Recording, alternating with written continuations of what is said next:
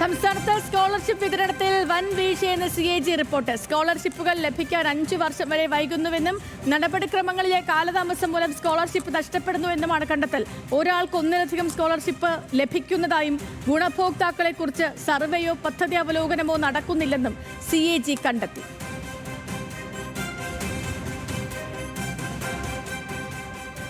സംസ്ഥാനത്ത് ഡിഗ്രി വരെയുള്ള വിദ്യാർത്ഥികൾക്കായി നൽകുന്ന വിവിധ സ്കോളർഷിപ്പ് പദ്ധതികളിലെ വീഴ്ചയാണ് CAG കണ്ടെത്തിയത്. പട്ടികജാതി, പട്ടികവർഗ, ന്യൂനപക്ഷ വിദ്യാർത്ഥികൾക്കുള്ള പ്രീ മെട്രിക്, പോസ്റ്റ് മെട്രിക് സ്കോളർഷിപ്പിലാണ് ക്രമക്കേട്. സ്കോളർഷിപ്പ് വിതരണത്തിൽ അർഹരായ ഗുണഭോക്താക്കളെ കണ്ടെത്താൻ സർവേയോ പഠനമോ നടത്തിയില്ല.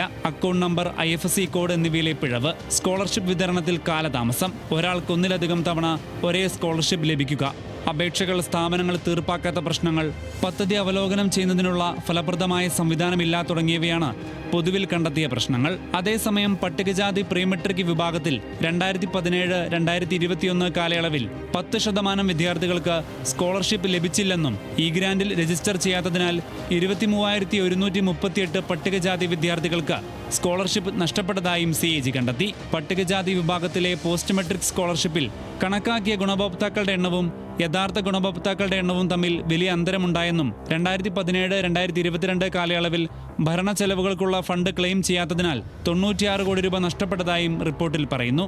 സ്ഥാപനങ്ങളിൽ അപേക്ഷ വൈകിച്ചതിനാൽ സ്കോളർഷിപ്പ് നഷ്ടപ്പെട്ടതായും ഈ ഗ്രാന്റ് നടപ്പാക്കിയിട്ടും സ്കോളർഷിപ്പ് നൽകുന്നതിൽ 5 വർഷം വരെ കാലതാമസമുണ്ടായതായും കണ്ടെത്തിയിട്ടുണ്ട്.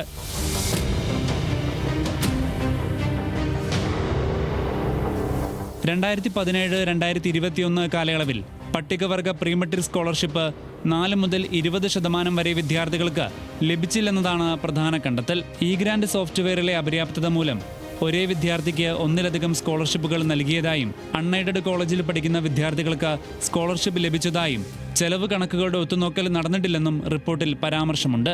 സ്കോളർഷിപ്പ് തുക മറ്റാവശ്യങ്ങൾക്കായി വകമാറ്റി ചെലവഴിച്ചെന്ന ഗുരുതര കണ്ടെത്തലുമുണ്ട്. ഒരു കുടുംബത്തിലെ 2-ൽ കൂടുതൽ പേർ സ്കോളർഷിപ്പ് വാങ്ങിയതായും 1-ൽ കൂടുതൽ സ്കോളർഷിപ്പ് വാങ്ങുന്ന വിദ്യാർത്ഥികളുണ്ടെന്നും റിപ്പോർട്ടിലുണ്ട്.